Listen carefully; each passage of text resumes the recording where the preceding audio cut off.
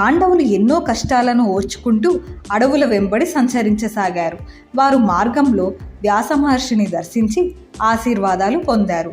వ్యాసుడు కుంతిని ఓదారుస్తూ, అమ్మా, కలిమిలేములు కావడి కుండలు, ప్రతివారు ప్రారబ్ధాన్ని అనుభవింపక తప్పదు. మీకు మంచి రోజులు తప్పక వస్తాయి. అంతవరకు ఓర్పు వహించి ఉండండి అంటూ వారిని ఆశీర్వదించాడు. వ్యాసుని సలహా ప్రకారం వారు బ్రాహ్మణ వేషాలు ధరించి ఏకచక్రపురం చేరి ఒక బ్రాహ్మణుని ఇంట బస చేశారు.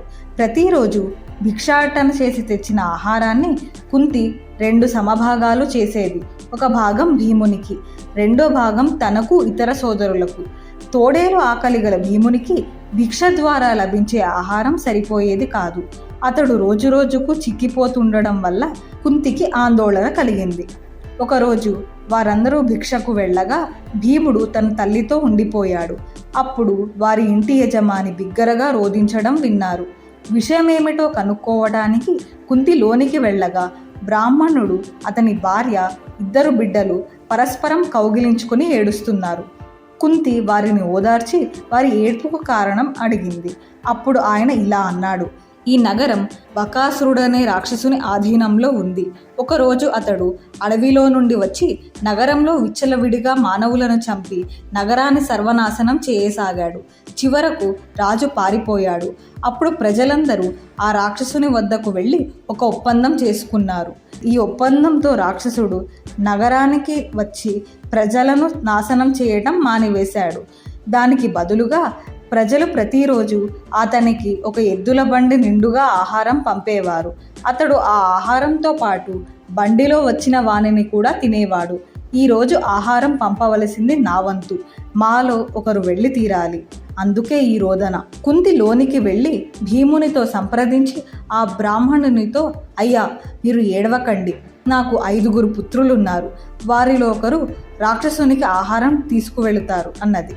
కానీ అందుకు బ్రాహ్మణుడు, అమ్మా, మా కొరకు మా అతిథులు ఎందుకు బాధపడాలి అని సమ్మతించలేదు. కానీ కుంతి, మీరేం భయపడకండి, నా కుమారుడు దివ్యశక్తులు గలవాడు, సులభంగా ఆ రాక్షసుని సంహరిస్తాడు అని నచ్చజెప్పింది. ఈ విషయం మిగతా సోదరులకు తెలియగా వారు భీముని పంపటానికి ఇష్టపడలేదు. తమ ఉనికి దుర్యోధనునికి తెలుస్తుందని భయపడ్డారు. అంతేకాక దుర్యోధనుడు అపహరించిన తమ రాజ్యాన్ని తిరిగి పొందటానికి భీముడే వారికి బలము, అండ. చివరకు భీముడు ఆ నరహంతకునితో యుద్ధం చేయడానికి అంగీకరించాడు. భీముడు వివిధ ఆహార పదార్థాలను ఎద్దుల బండిలో పెట్టుకుని అడవికి బయలుదేరాడు. రాక్షసుడు ఉన్న కొండ చేరిన వెంటనే భీముడు ఎద్దులను విప్పి ఆ బండెడు ఆహారాన్ని తానే తినసాగాడు. భయంకర రూపుడైన ఆ రాక్షసుడు తన కోసం తెచ్చిన ఆహారాన్నంతా ఇంకొకరు తినడం చూచి ప్రచండ కోపంతో గర్జిస్తూ భీముని తన ముష్టిఘాతాలతో నొప్పించసాగాడు. కానీ మహాబలశాలి అయిన భీముడు వాటిని పట్టించుకోక ఆహారాన్ని తృప్తిగా తింటూ కడవలలో ఉన్న పాయసము, పెరుగు త్రాగాడు. ఇలా నెమ్మదిగా ఆహారాన్నంతా పూర్తిగా తిని నీళ్లు త్రాగి ముఖము కడుక్కొని ఆ రాక్షసునితో యుద్ధానికి తలపడ్డాడు. ఇద్దరికీ ఘోర యుద్ధం జరిగింది. తుదకు బకాసురుని బంతిలా అవలీలగా పైకెత్తి గిరగిరా త్రిప్పి భూమికేసి కొట్టగా భీకరారావం చేస్తూ ఆ అసురుడు మరణించాడు. మృతదేహాన్ని నగరద్వారం వద్ద పడవేసి నిశ్శబ్దంగా ఇంటికి తిరిగి చేరుకున్నాడు.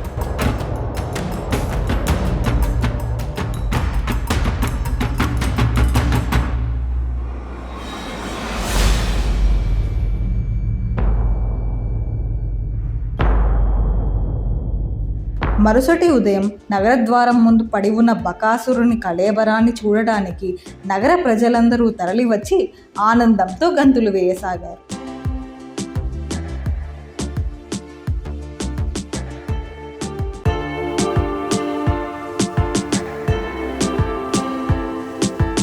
పాంచాల రాజైన ద్రుపదునికి సంతాన ప్రాప్తి కలుగలేదు.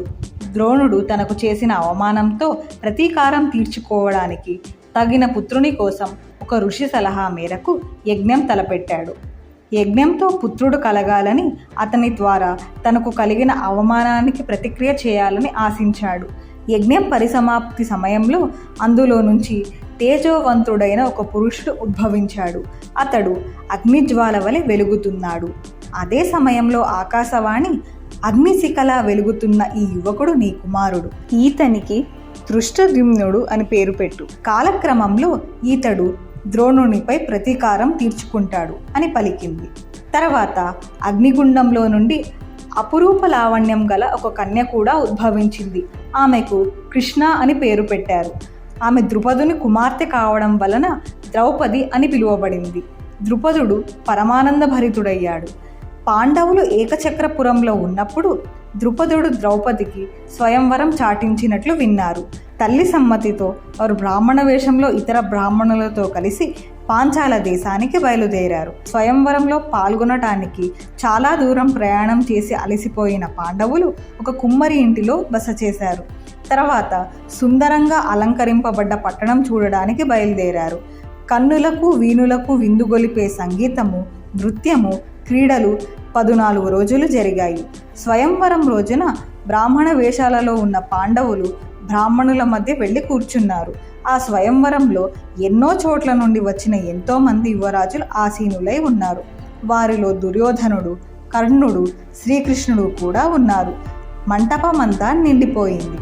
అందరూ తమ తమ ఆసనాలను స్వీకరించిన తరువాత దృష్టద్యుమ్నుడు ద్రౌపదిని స్వయంవర మంటపానికి తీసుకువచ్చాడు. అందంగా అలంకరించుకున్న ద్రౌపది దేవకన్యలా మెరిసిపోతోంది. మధుర వాద్యాల నేపథ్యంలో ద్రౌపది ఏనుగు మీద సభాంగణం చేరుకున్నది. పట్టు వస్త్రాలతో సౌందర్యరాశిగా వెలుగొందుతూ ఆమె ఏనుగు దిగి చేతిలో పుష్పహారంతో అత్యంత మార్దవంతో ప్రవేశించింది. దృష్టద్యుమ్నుడు ఆమెను సభాంగణం మధ్యలో నిలిపి గంభీరమైన వాక్కులతో ఇలా ప్రకటించాడు. ఇదిగో రాకుమారి, ఇదిగో ధనస్సు. ఈ మత్స్య యంత్రాన్ని మీరు చూస్తున్నారు కదా. నీళ్లలో కనిపిస్తున్న ప్రతిబింబాన్ని చూచి పైన గిరగిర తిరుగుతున్న యంత్రరంధ్రము ద్వారా బంగారు చేపను 5 సార్లు వరుసగా ఛేదించే వీరుణ్ణి మా ద్రౌపది వరిస్తుంది. ఎంతోమంది యువరాజులు ప్రయత్నించి విఫలులైనారు. వారు ఆ విల్లును సైతం ఎత్తలేకపోయారు. కొందరు అతి ప్రయాసతో ఆ విల్లుని ఎత్తారు, కానీ అలసటతో స్పృహ తప్పి పడిపోయారు. అందరి ఆశలు అడి ఆశలైనాయి. వీరందరి దుర్దశను చూసి కర్ణుడు ముందుకు వచ్చాడు. సునాయాసంగా విల్లును తీసి బాణం సంధించాడు. ద్రౌపది అతన్ని చూసి నేను సూతపుత్రుణ్ణి వరింపజాలను అంది. కర్ణుడు ఏమీ చేయలేక విల్లంబులను వదిలి ఒక్కసారి సూర్యుని వైపు దృష్టి సారించి తన స్థానంలో కూర్చున్నాడు.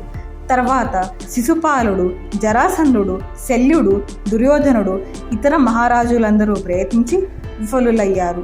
ఎవరూ దీనిని సాధించలేకపోవడంతో మహారాజులందరినీ అవమానించడానికే ఇలా చేశారనే వదంతి బయలుదేరింది.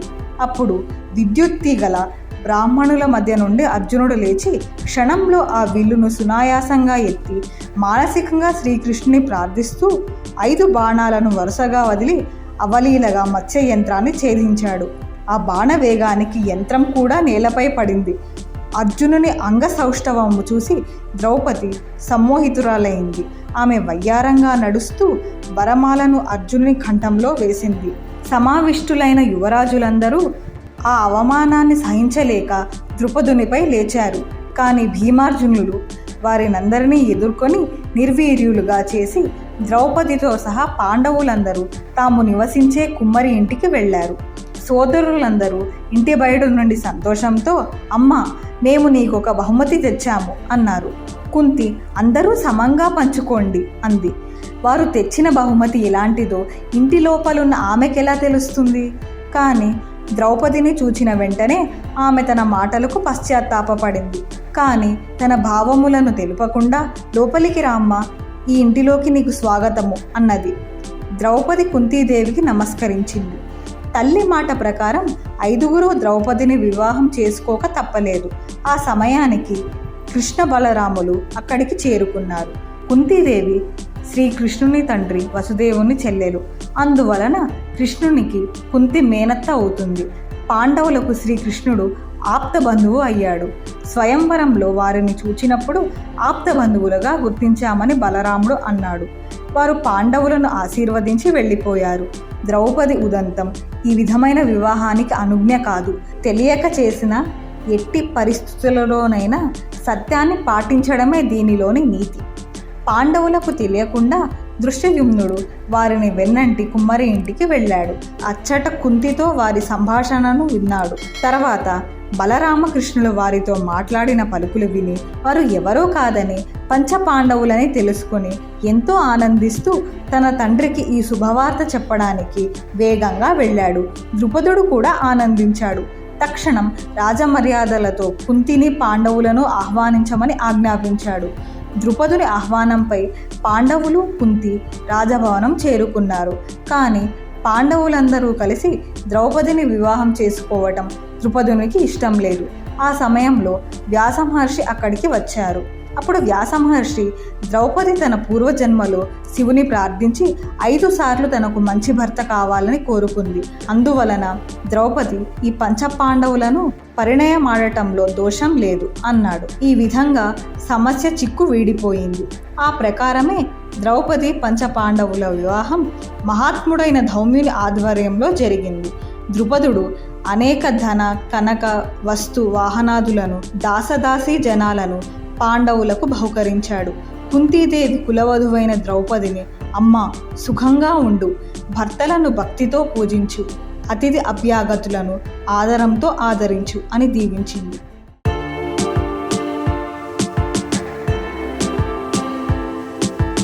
మీకు నచ్చినట్లయితే ఈ వీడియోని లైక్ చేయండి, షేర్ చేయండి, కామెంట్ల ద్వారా మీ అమూల్యమైన అభిప్రాయాన్ని తెలియచేయండి. మరిన్ని వీడియోల కోసం మా ఛానల్ని సబ్స్క్రైబ్ చేయండి. నోటిఫికేషన్ కోసం బెల్ ఐకాన్ని క్లిక్ చేయండి.